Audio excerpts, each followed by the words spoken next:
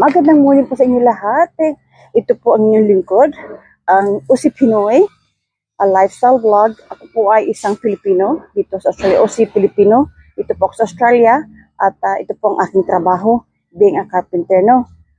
Hindi po madali pero kailangan din po ng work.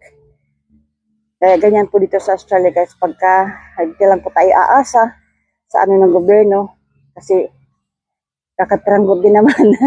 Kailangan din naman talaga natin magtrabaho. Kung kailangan mo ng extra income, no? Kasi hindi ako masa sa gobyerno. Nagtrabaho lang talaga kami ng aking jowa. Sarili man niya ang kanyang business, kaya tumulong po ako. Kaya natuto po ako maging karpintero. Yan po ang aming business dito sa Australia po ang aming pong carpentry. No? Yan. Filler Dreams Carpentry po kami guys. Maraming salamat. Sana po magustuhan niyo ang aking mga videos. Aking pong i-upload dito sa YouTube. Matagal na rin po ako nakakapag-upload sa YouTube pero I'm just trying na maging sa YouTuber din po, no? At yun nga po, sana po is makapag-subscribe pa yung iba dyan. Malaking tulong po ang ating mga Usi Pinoy o ating mga Pinoy all over the world. Maraming salamat po sa inyong suporta.